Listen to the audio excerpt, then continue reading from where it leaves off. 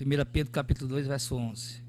Amados, peço-vos como a peregrinos e forasteiros, que vos abstenhais das concupiscências carnais que combatem contra a alma, e tendo o vosso viver honesto entre os gentios, para que naquilo em que falam mal de vós, como de malfeitores, glorifiquem a Deus no dia da visitação, pelas boas obras que em vós observam. O apóstolo Pedro estava escrevendo para cristãos que estavam dispersos, tanto para estrangeiros como para os cristãos, aqueles que realmente eram convertidos a Cristo, cristãos que estavam dispersos pelo mundo. Ele, no capítulo 1, ele diz que esses cristãos aqui a qual está enviando a sua carta são cristãos espalhados pela Galácia, pela Capadócia, Ásia e Bitínia e muitas outras partes.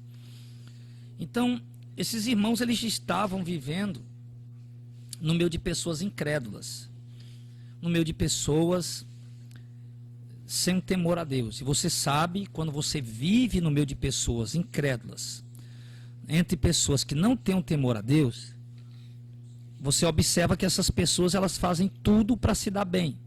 Tudo para elas é normal, tudo para elas está bom, está certo, o importa é que deu certo. Então, quando você vive no meio de pessoas incrédulas, aqui ele chama de gentios, né, que não conheciam, os forasteiros, né, que estavam no meio dos gentios, que não conheciam a Deus, porque muitos gentios estavam se convertendo a Deus, mas há muitos gentios também que não conhecem a Deus. E os gentios que não conhecem a Deus, as suas vidas, as suas obras, se caracterizam com isso. Se caracterizam como? São pessoas que fazem de tudo para se dar bem, não se preocupam com o seu próximo. O importante para ele é ele se dar bem. Ele trapaceia pessoas, ele manipula pessoas, ele humilha pessoas, envergonha pessoas. A pessoa que não tem um temor a Deus, ele é desonesto, ele mente, ele é fraudulento, ele é capaz de fazer qualquer coisa para poder ele se dar bem e conseguir seus objetivos e alcançar os seus propósitos. Então era nesse contexto que esses cristãos estavam vivendo. E o apóstolo Pedro, aqui falando muito sobre a vinda de Cristo, falando muito sobre o arrebatamento da igreja, sobre o habitar com Cristo, sobre a promessa de Deus para a sua igreja por meio de Cristo, a salvação eterna. Então o apóstolo Pedro aqui, querendo orientar os irmãos como é que eles tinham se conduzir no meio daqueles gentios incrédulos que não conheciam a Deus. Então Pedro, aliás, ele pede às irmãs: olha, vocês como peregrinos e forasteiros, que vocês se abstenham. Eu peço a vocês que vocês se abstenham. Se abster é deixar de praticar, é deixar de exercer, é deixar de realizar. Então ele diz: peço a vocês que se abstenham das concupiscências carnais que combatem contra a alma de vocês. Por quê? Porque vocês vão ver muitos gentios, muita perversão, muita imoralidade, muita gente que não conhece a Deus, vivendo uma vida dissoluta, uma vida entregue aos prazeres. E obviamente que a carne de vocês também, ela vai em dado momento querer se inclinar para isso. Ela vai querer, vocês em algum momento a carne vai querer desejar essas coisas. Então mesmo que a carne deseje essas coisas, mesmo que a carne almeje essas coisas, mas vocês devem se abster. Vocês não podem praticar, vocês não podem cumprir o desejo da carne, satisfazer o desejo da carne, fazer o que a carne está pedindo, o que a carne está mandando. Vocês devem se abster dessas concupiscências, desses desejos desenfreados que a carne do homem tem. Então vocês devem se abster dessas concupiscências carnais que combatem contra a alma. Olha como é interessante o que Pedro está falando. Porque às vezes, algumas vezes, negligentemente, alguns pregadores dizem, né? Não, se você é crente, você não sente mais desejo por isso ou por aquilo. O apóstolo Pedro está dizendo que as concupiscências carnais, elas combatem contra a alma do homem, ou seja, elas estão ali, combatendo, elas estão vivas, né? Embora nós fizemos morrer a nossa natureza humana, para não satisfazer o desejo dela, mas os desejos existem. Os desejos, nós apenas fizemos morrer para não satisfazer, para não cumprir, para não satisfazer o desejo da carne. Mas eles existem, os desejos da carne. As vontades da carne, ela vêm muitas vezes. Então isso é uma realidade que tem que ser tratada, ensinada para que possa ser tratada. Se nós nos acharmos super homens, super crentes, que não vamos mais desejar isto ou aquilo, que a carne não vai mais cobiçar isso ou aquilo, então nós estamos caminhando para a ruína.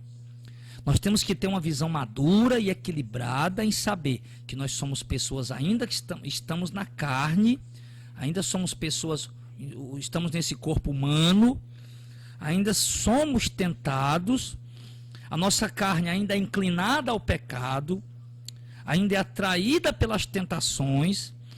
Então nós temos que entender isso e, ao entender que nós somos seres humanos, carnais, imperfeitos, inclinados, a carne inclinada ao pecado, a carne atraída pela concupiscência do pecado, pelos desejos do pecado, pelo pecado. Então entender isso agora é trabalhar, tratar para quê? Para nos abstermos desses desejos carnais que combatem contra a nossa alma. Então aqui Pedro está falando de uma luta que há dentro do homem. Porque Paulo também fala disso em Gálatas 5. E Pedro está falando também de um combate que a nossa alma trava contra as concupiscências carnais. A minha alma, que deseja servir a Deus, que deseja fazer a vontade de Deus, ela combate ferrenhamente e diariamente contra a minha carne, que deseja satisfazer seus prazeres, seus desejos, que são opostos à vontade de Deus. Paulo chega a dizer em Gálatas 5 que um se opõe ao outro, que a vontade do Espírito é oposta à vontade da carne, a vontade da carne é oposta à vontade do Espírito, de modo que há uma luta, que há um combate, que há uma batalha intensa e grande na vida do homem e da mulher de Deus.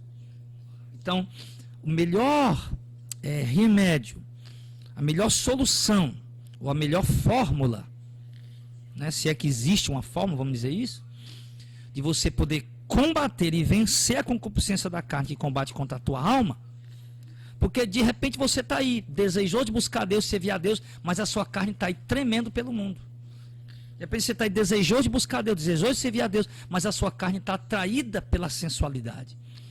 Você está com o coração, com o seu espírito, você está desejoso de andar em santidade, mas a sua carne está desejosa de andar em bebedeiras. No seu espírito você está desejoso de se abster da imoralidade, mas na sua carne ela está desejosa de se prostituir. No seu espírito você está desejoso de orar, de se santificar, de servir a Deus. Na sua carne, a carne está desejosa de quê? De ir para o mundo, de beber, de farrear, de curtir as orgias do mundo. Então, está havendo aí, ele diz aqui, um combate contra a sua alma. A sua carne está combatendo contra a sua alma, e ela vai combater contra a sua alma. E se você não está, se a sua carne hoje não está combatendo com a sua alma, amém, glória a Deus por isso. Mas ela vai combater contra a sua alma.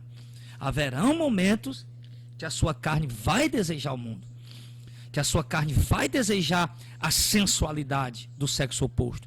Haverá momentos que a sua carne vai desejar o pecado, as orgias do mundo. E esse combate que Pedro diz, ele vai se travar na sua vida. Então, a melhor forma de vencer a concupiscência da carne, que combate contra a alma, é se abstendo. Ou seja, não fazendo o que ela quer, o que a carne quer fazer. Eu me lembrei aqui de José. Tem dois exemplos, tem um José e Davi. Davi, por exemplo, Davi, quando ele ficou em casa, no palácio real, um homem de Deus, um homem que tinha o Espírito Santo, e olha lá do pátio do palácio, né, tipo numa varanda, de um alpendre, lá em cima, e ele olha, você sabe que quem mora em cima, no lugar alto, ele vê mais facilmente as coisas que estão embaixo. Então Davi olha, e ele olha e vê no muro de uma casa, no quintal de uma casa, uma mulher linda, bela, tomando banho. E olha para aquela mulher tão bonita, tão formosa. E quem é essa mulher? Betseba. Ela é esposa de Urias, o teu servo. E Davi, e a carne de Davi começou a combater. A carne começou a combater contra a alma. E ali Davi, mesmo sendo um homem de Deus, mesmo sendo um servo de Deus, Davi, ele cede o lugar para a carne. Ele não combate, ele não enfrenta. O combate veio, mas ele não enfrentou. Ele não se absteve. Pelo contrário, ele procurou saber quem é essa mulher, tragam ela aqui. Quando trouxeram a mulher, deitou com ela, fez o ato sexual com ela, caiu em pecado e sofreu consequências por isso. Já olha para José. José é um jovem.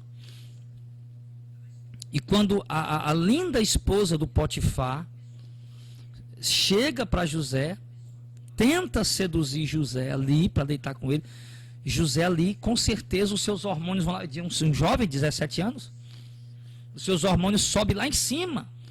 Eu tenho certeza que o coração de José começa a bater no pescoço. E José fica ali, eu tenho certeza que José fica ali excitado, fica ali, a carne quer tomar conta, mas José, o que é que ele faz? A mulher linda, seduzindo, estamos só em casa, deita comigo, e o coração de José a mil, excitado, suando, a carne ali trêmula, e José, de repente, vê que pode perder que a alma dele pode perder aquela batalha, que a carne está falando muito forte. Então o que é que José faz? Ele resolve se abster. Ele sai correndo. Mesmo ali excitado, com a carne alvoroçada, com o coração batendo forte. Então José sai correndo, porque ele sabe que se ficar ele vai cometer o pecado. Então José faz isso. Então ali, meus irmãos, José ele simplesmente sai correndo para não satisfazer o desejo da carne. Ele se absteve, ele saiu correndo. Então Davi deveria ter, se Davi tivesse, meu Deus, essa mulher é bonita demais, não, vou sair daqui, tivesse saído e não procurado mais ir para ali naqueles horários, então ele teria vencido também. Mas Davi ele não se absteve, mas José se absteve.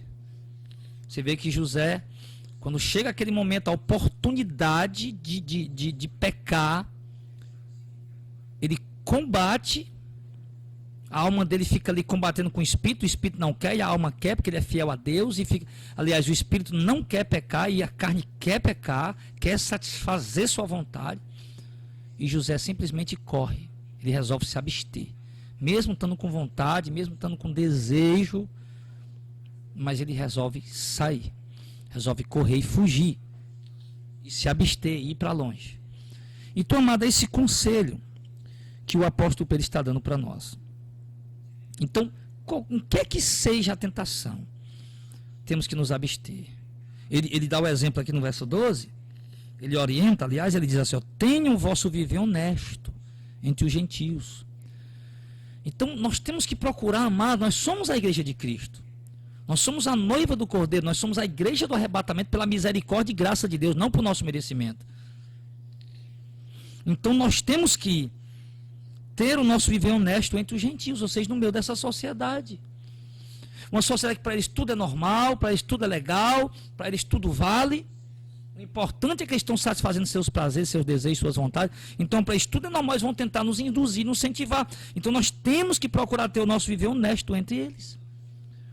Seja lá onde for, seu trabalho, no empreendimento, nos negócios, no emprego, dentro de casa, na família, no meio dos familiares, nos vizinhos, seja onde for. Temos que procurar ter o nosso viver honesto entre os gentios. De uma forma que nós venhamos nos abster dos desejos da carne. Combate contra a nossa alma, combate. Mas eu vou me abster e vou dar um bom testemunho entre os gentios. Entre as pessoas que não conhecem a Deus. Para quê? Ele diz no verso 12, para que naquilo que eles falam mal de nós, que até nos chamam de malfeitores, eles venham glorificar a Deus no dia da visitação, pelas boas obras que em vós observam. Ou seja, mesmo que eles venham nos chamar, falar mal de nós, e nos chamar de malfeitores, por causa da falsa igreja que está aí, manchando o evangelho, mesmo que eles venham fazer isso, que eles vão falar mal de nós, nos chamar de malfeitores, mas ao verem o nosso testemunho, a nossa conduta, as nossas obras, eles possam glorificar a Deus no dia da visitação. Então, dessa forma, dessa maneira, agindo desse jeito, meus irmãos, nós vamos estar dando bom testemunho entre as pessoas que não conhecem a Deus. Vamos estar glorificando a Deus e vamos estar vencendo a tentação do pecado para não cairmos e não sermos condenados. Então, vivendo dessa maneira, nós estaremos fazendo a vontade de Deus, obedecendo a Deus, sendo agradáveis a Deus, e pela misericórdia e graça de Deus, pela fé em Jesus Cristo, nós seremos salvos no dia do Senhor. Amém, amados? Então, que essa palavra possa trazer uma direção para a sua vida.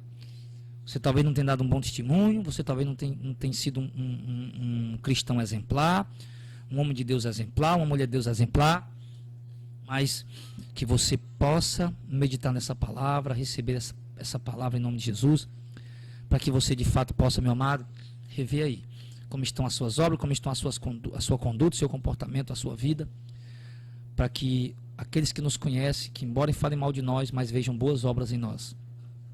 E assim nós tenhamos mais confiança em Deus e possamos ser um instrumento que glorifica a Deus e, quem sabe, através do nosso testemunho, essas pessoas possam se quebrantar mais e possam se arrepender dos seus pecados, mediante a grande apostasia que o Brasil está vivendo.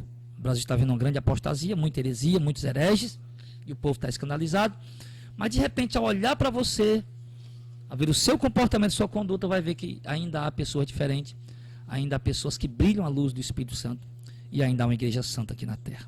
Que Deus abençoe, coloque essa palavra no seu coração, e que possa, de fato, você andar na presença de Deus e conseguir, meu irmão, eu fico aqui na torcida, eu fico aqui em oração, para que todos nós venhamos conseguir, de fato, a nos abster das concupiscências da carne que combate contra a nossa alma. Que Deus abençoe sua vida, em nome do Senhor Jesus.